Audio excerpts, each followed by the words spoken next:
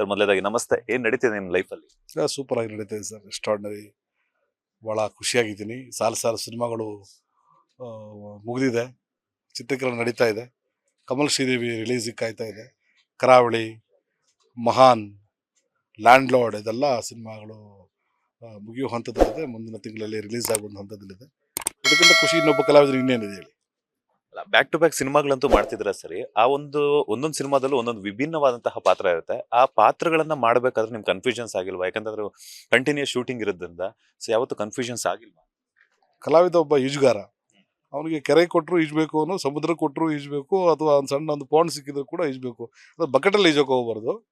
ಹಾಗಾಗಿ ನಮಗೆ ಪಾತ್ರ ಸಿಕ್ಕಿದಾಗ ಸೀಮಿತ ನಿಯಮದಲ್ಲಿ ನಾವೇನು ಮಾಡಬೇಕು ಅದನ್ನು ಮಾಡ್ತೀವಿ. ಅದರಲ್ಲಿ ಕನ್ಫ್ಯೂಷನ್ಸ್ ಏನು ಬರುತ್ತೆ. ಹಾಗೆ ಆ ಪಾತ್ರ, ಅದರ ಡೆಪ್ತು, ಆ ಪಾತ್ರ ಏನು, ಆ ಪಾತ್ರದ ವಿಶಾಲತೆ ಎಷ್ಟು ಎಷ್ಟು ಇಂಪಾರ್ಟೆಂಟ್ ಇದೆ, ಆ ಪಾತ್ರ ಹೆಂಗೆ ಬಿಹೇವ್ ಮಾಡುತ್ತೆ, ಅದನ್ನು ಸ್ಟಡಿ ಮಾಡಿ ಅದಕ್ಕೆ ಬೇಕಾದ ನ್ಯಾಯವನ್ನು ಕೊಡಿಸುವಂಥ ಒಂದು ಪ್ರಯತ್ನ ನಾವು ಮಾಡ್ತೀವಿ. ನಾನು ಏನಕ್ಕೆ ಕನ್ಫ್ಯೂಷನ್ಸ್ ಅಂದ್ರೆ ಬ್ಯಾಕ್ ಟು ಬ್ಯಾಕ್ ಓದ್ಕೊಂಡಿರ್ತಾರಲ್ಲ ಇಷ್ಟೊಂದು ಸಿನಿಮಾಗಳು, ಒಂದಷ್ಟು ಲೈನ್ ಹೇಳಿದ್ರೆ ನಿಮ್ಮ ಸಿನಿಮಾಗಳ ಹೆಸರನ್ನ ಕೇಳ್ತಿದ್ರೆ ನನಗೆ ಟ್ರೈನ್ ಬೋಗಿಗಳು ನೆನಪಾಗ್ತಿದೆ.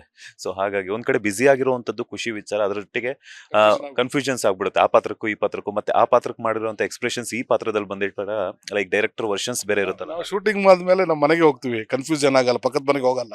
ಅದೇ ರೀತಿ ಅದೇ ರೀತಿ ಪಾತ್ರಕ್ಕೆ ಏನು ಬೇಕೋ ಅದು ನ್ಯಾಯವನ್ನು ಕೊಡ್ತೀವಿ. ಅಲ್ಲಿ ನಿರ್ದೇಶಕರು ನಮ್ಮ ತಪ್ಪುಗಳಿದ್ದರೆ ಅಥವಾ ಎಕ್ಸ್ಪ್ರೆಷನ್ ಸರಿಯಾಗದಿದ್ದರೆ ಅದನ್ನು ಸರಿ ಮಾಡ್ತಾರೆ. ಅಸೋಸಿಯೇಟ್ ಅಸಿಸ್ಟೆಂಟ್ಸ್ ಎಲ್ಲವೂ ಕೂಡ ಸಪೋರ್ಟ್ ಮಾಡ್ತಾರೆ. ಆಮೇಲೆ ನಾನು ಸ್ವಲ್ಪ ಇಷ್ಟು ವರ್ಷ ರಂಗಭೂಮಿ ಕಲಾವಿದನಾಗಿ ಕೆಲಸ ಮಾಡಿರೋ ಕಾರಣ ಒಬ್ಬ ನಟನಾಗಿ ಏನು ಅದಕ್ಕೆ ಕೊಡಬೇಕು ಅದನ್ನು ನಾನು ಕೊಂಡಿದ್ದೆ. ಕಮಲ್ ಶ್ರೀದೇವಿ ಅಂತ ಹೇಳಿದ್ರಿ. ಕಮಲ್ ಶ್ರೀದೇವಿಯಲ್ಲಿ ಯಾವ ರೀತಿಯಂತಹ ಪಾತ್ರವನ್ನ ಮಾಡಿದ್ರ ಅಂಡ್ ಈ ಪಾತ್ರಕ್ಕೆ ನೀವು ಹೆಚ್ಚು ಆಸಕ್ತಿಯನ್ನ ತೋರಿಸಿದ್ರ? ಮೊದಲನೇದಾಗಿ ನಮ್ಮ ರಾಜವರ್ಧನ್ ಅವರು ಒಂದು ಉತ್ಸಾಹ ಯುವಕ.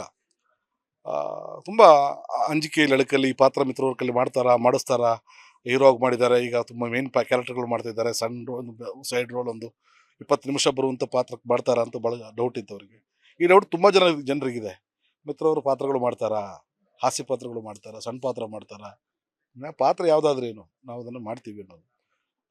ಅವ್ರಿಗೋಸ್ಕರ ಈ ಕಥೆಯನ್ನು ಕೇಳಿದೆ. ಖುಷಿ ಅನ್ನಿಸ್ತು. ಒಂದು ವಿಶೇಷವಾಗಿರುವಂಥ ಪಾತ್ರ, ಒಂದು ಇದೇ ಗೆಟಪ್ಪಲ್ಲಿ ಒಂದು ಬೇರೆ ರೀತಿ ಒಂದು ಸ್ವಾಮೀಜಿ ಪಾತ್ರ, ಒಂದು ಹೆಣ್ಣು, ಒಂದೊಂದು ಪ್ರಾಸ್ಟಿಟ್ಯೂಟ್, ಅವರ ಸುತ್ತ ಒಂದು 7 ಕ್ಯಾರೆಕ್ಟರ್ಗಳು ಸುತ್ತುವರಿತಾ ಇರುತ್ತೆ. ಅದರಲ್ಲಿ ನಾನು ಕೂಡ ಒಂದು ಪಾತ್ರ. ನಾನು ನನಗೂ ಮತ್ತು ಆ ಮಹಿಳೆಗೆ ಯಾವ ರೀತಿ ಸಂಪರ್ಕ ಬೆಳೆಯುತ್ತೆ, ಅಲ್ಲಿ ಏನಾಗುತ್ತೆ, ಈ ಪಾತ್ರದಲ್ಲಿ ಅದು ಎಲ್ಲ ವಿಚಾರ ಸಸ್ಪೆನ್ಸ್ ಆಗಿ ಹೇಳ್ಬೇಕಾದ ವಿಚಾರಗಳು. ಒಂಥರ ಒಂದು ಎಲ್ರಿಗೂ ಎಲ್ಲರ ಮೇಲೆ ಡೌಟ್ ಬರುವಂಥ, ಅವರ ಇನ್ನೊಬ್ಬರ ಅಂತ ಹೇಳುವಂಥ ಪಾತ್ರ. ನನಗೆ ತುಂಬ ದಿನಗಳಾದ ನಂತರ ಈ ಥರದ ಪಾತ್ರವನ್ನು ಮಾಡಿದ್ದೀನಿ. ಖುಷಿ ಇದೆ. ನಿರ್ದೇಶಕರು ಭಾಳ ಚೆನ್ನಾಗಿ ಕೆಲಸವನ್ನು ತಗೊಂಡಿದ್ದಾರೆ. ನಿಮ್ಮ ಸಕ್ಸಸ್ ಸೀಕ್ರೆಟ್ ಏನು ಅಂತ? ಸರ್ವೇ ಜನ ಸುಖನ ಭವಂತು. ಎಲ್ರಿಗೂ ಒಳ್ಳೆಯದನ್ನು ಬಯಸ್ತೀನಿ. ಸದಾ ಖುಷಿಯಾಗಿರ್ತೀನಿ. ನಾನು ದೊಡ್ಡವರು ಚಿಕ್ಕವರು ಅಂತೇಳಿ ತಾರತಮ್ಯವನ್ನು ನಾನು ಖಂಡಿತ ಯಾವತ್ತೂ ಮಾಡಿದವನಲ್ಲ. ಸಿಕ್ಕಿದ ಸಮಯದಲ್ಲಿ ಫ್ಯಾಮಿಲಿ ಜೊತೆ ಸಮಯನ ಕಳೀತೀನಿ. ಕ್ವಾಲಿಟಿ ಟೈಮ್ ಸ್ಪೆಂಡ್ ಮಾಡ್ತೀನಿ. ಒಳ್ಳೆ ಪುಸ್ತಕಗಳನ್ನ ಓದ್ತೀನಿ, ಒಳ್ಳೊಳ್ಳೆ ಸಿನಿಮಾಗಳು ನೋಡ್ತೀನಿ, ಫ್ರೆಂಡ್ಸ್ ಜೊತೆ ಚೆನ್ನಾಗಿ ಪಾರ್ಟಿ ಮಾಡ್ತೀನಿ. ಇದೇ ನನ್ನ ಸಕ್ಸಸ್ಸನ್ನು. ಆಗ್ಲೇ ಹೇಳ್ತಾ ಇದ್ರಿ ನೀವು ಶೂಟಿಂಗ್ ಮುಗಿದ ತಕ್ಷಣ ನಮ್ಮ ಮನೆಗೆ ಹೋಗ್ತೀನಿ, ಪಕ್ಕದ ಮನೆಗೆ ಹೋಗಲ್ಲ ಅಂತ ಹೇಳಿ. ಪಾರ್ಟಿ ಆದಾಗ ಯಾವತ್ತಾದ್ರೂ ಕನ್ಫ್ಯೂಷನ್ಸ್ ಆಗಿದೆಯಾ? ಆಗಲೂ ಗೊತ್ತಿದೆ. ಇಲ್ಲ, ಆಗಲೂ ಗೊತ್ತಿದೆ. ಯೂಶಲಿ ಪಾರ್ಟಿ ಮನೆಯಲ್ಲೇ ಮಾಡ್ತೀನಿ.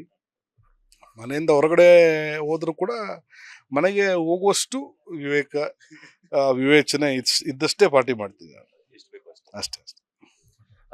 ಆದ್ರೂ ಕೂಡ ಸರ್ ನಿಮ್ಮ ಗೆಟಪ್ ತುಂಬಾ ಚೆನ್ನಾಗಿದೆ ಸರ್. ಯಾರು ಇದಕ್ಕೆ ಪ್ಲಾನ್ ಮಾಡಿದ್ದು ಅಂತ? ನಿಮ್ದೇನಾ ಅಥವಾ ನಿಮ್ಮ ವೈಫ್ ಅವ್ರು ಏನಾದ್ರು ಈ ತರ ಮಾಡಿಸಿ ಅಂತ ಹೇಳಿ? ಅವ್ರು ಈ ಥರದ್ದು ಇಲ್ಲವೇ ಇಲ್ಲ. ನನಗೆ ಕರಾವಳಿ ಸಿನಿಮಾಗೋಸ್ಕರ ಗುರುದತ್ ಗಾಣಿಗ ಅವರು ಆಗ್ತಿದ್ದಂಥ ರೆಸ್ಟ್ರಿಕ್ಷನ್ ಇದು. ನೀವು ಯಾವುದೇ ಕಾರಣಕ್ಕೂ ತಲೆಗೆ ಬಣ್ಣ ಹಾಕ್ಬಾರ್ದು, ಗಡ್ಡ ಮೀಸೆಯನ್ನು ಬೋಳಿಸ್ಬಾರ್ದು, ನೀವು ರಗಡ್ಡಾಗಿ ಕಾಣಿಸ್ಕೋಬೇಕು ಅಂತ ಹೇಳಿ ಕರಾವಳಿಗೋಸ್ಕರ ಬಿಡಿಸಿದಂಥದ್ದು. ನಾನು ಭಾಳ ಕ್ಲೀನ್ ಶೇವಿನ ವ್ಯಕ್ತಿ, ನೀವು ನೋಡಿರ್ತೀರಿ. ದಿನ ವಾರಕ್ಕೆ 1-2 ಸಲನಾದರೂ ಪಾರ್ಲರ್ಗೆ ಹೋಗಿ ಬಣ್ಣ ಹಾಕುವಂಥ ಕ್ಯಾರೆಕ್ಟರ್ ನಮ್ಮದು. ಎಷ್ಟು ಬಿಳಿ ಕೂದಲಿದೆ ಅಂತ ನನಗೇ ಗೊತ್ತಿರಲಿಲ್ಲ.